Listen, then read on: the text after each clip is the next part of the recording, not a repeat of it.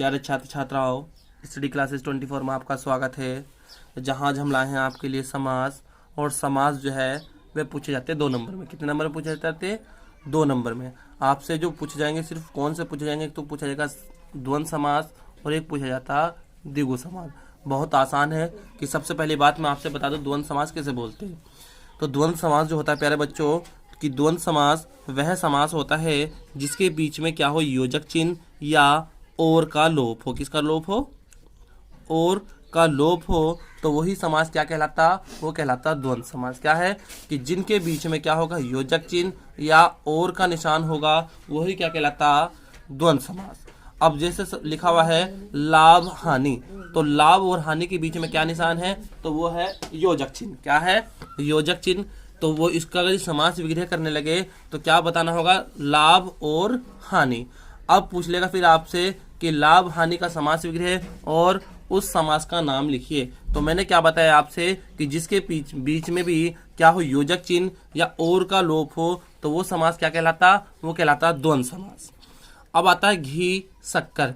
तो घी शक्कर का समास विग्रह क्या हो जाएगा? घी और शक्कर। तो घी और शक्कर में समास का नाम क्या हो जाएगा? वो हो जाएगा द्विमंद समास। अब आता है शुभा शुभ।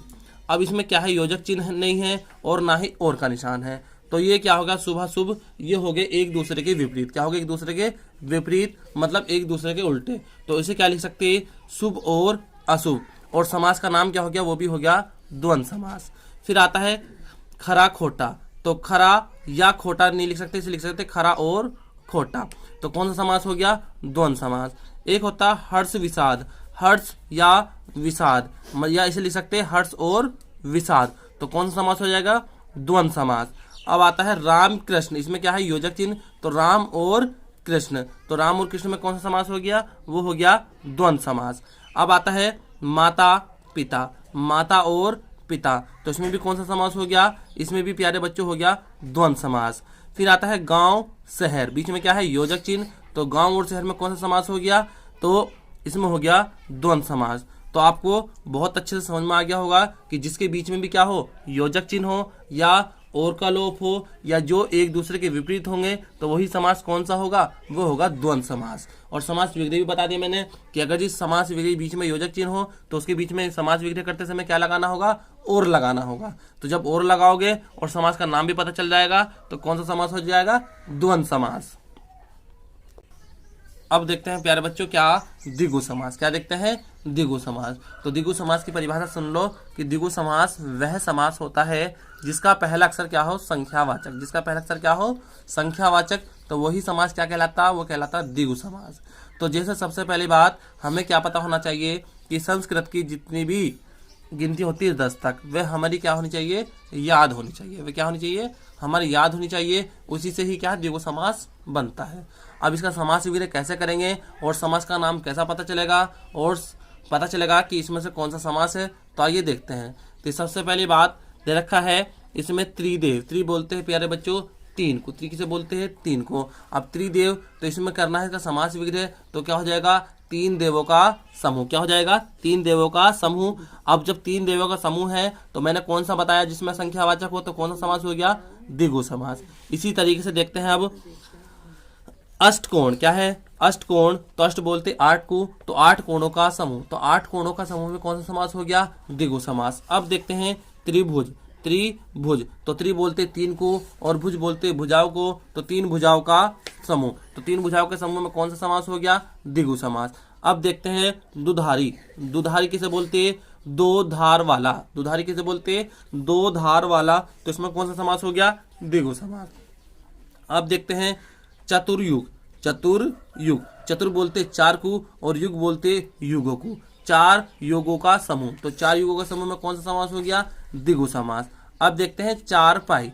4 पाई, तो 4 बोलते 4 को और पाई बोलते पायों को, मतलब 4 पायों का समूह। तो 4 पायों के समूह में कौन सा समास हो गया? द्विगु समास। अब देखते हैं नवरात्र। क्या देखते हैं? नवरात्र। नव बोलते 9 को और रात बोलते रात्रि को, तो 9 रात्रियों का समूह। तो 9 रात्रियों के समूह में कौन सा समास हो गया? द्विगु समास। अब देखते हैं शताब्दी। क्या देखते हैं? शताब्दी। तो शताब्दी में कौन सा हो गया? तो मतलब क्या है? 7 वर्षों का समूह। शताब्दी का मतलब तो होता, शताब्दी किसे बोलते हैं? मतलब 100 वर्षों का समूह। तो 100 वर्षों के समूह में कौन सा समास हो गया? द्विगु समास। अब देखते हैं बारहमासा क्या है? 12 मासा। 12 बोलते 12 को और मासा बोलते महीनों को, तो 12 महीनों का समूह। तो जिसमें 12 महीनों का समूह तो कौन सा समास हो गया? द्विगु समास।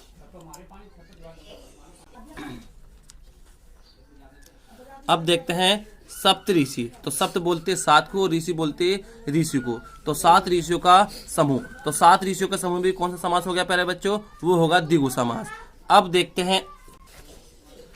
देखते हैं नवग्रह। नव बोलते नौगु और ग्रह बोलते ग्रह को, तो 9 ग्रह का समूह। तो कौन सा समास हो गया? द्विगु समास। अब आता है पंचपात्र। पंच बोलते 5 को और पात्र बोलते पात्रों को, तो 5 पात्रों का समूह। तो 5 पात्रों का समूह में कौन सा हो गया? द्विगु समास। अब आता है पंचवटी। पंच बोलते 5 को, वटी बोलते वटों को, 5 वटों का समूह। अब आता है प्यारे बच्चों त्रिफला। त्रि बोलते 3 को और फला बोलते फलों को, तो 3 फलों का समूह। तो 3 फलों का समूह में कौन सा समास हो गया? द्विगु समास। अब आता है दो राहा। दो राहा मतलब 2 बोलते 2 को और राहा बोलते समूह को, तो मतलब 2 राहों का समूह। तो 2 राहों का समूह में कौन सा समास हो गया? द्विगु समास। एक आता है प्यारे बच्चों चौमासा।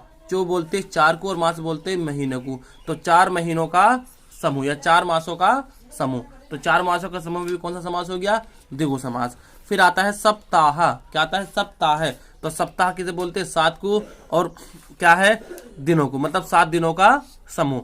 तो आपको क्या काम करना होगा? सिर्फ जितने भी मैंने ये बताए, जितने भी क्या है कि इसमें मैंने बताए, सिर्फ यही याद करने। इसी में से क्या आपको पूछ लेगा? 4 विकल्प मिलेंगे और 4 विकल्प में से ही पूछ लिया जाएगा कि एक तो 2 डाल देगा द्विगु समास के और 2 डाल देगा द्वंद्व समास के। आपसे पूछा जाएगा कि निम्नलिखित शब्दों के, निम्नलिखित क्या है? समासों का समास विधि कीजिए तथा उनके नाम लिखिए। तो मैंने द्विगु समास भी बता दिए और द्वंद्व समास भी बता दिए। बस आपको इसी में से 2 नंबर आपके पक्के हो जाएंगे। बस आप क्या काम करना होगा? आपको ये जितने भी मैंने बताए हैं इनका ही क्या काम करना होगा? रेक्टिफिकेशन करना होगा। इन्हें ही क्या करना होगा?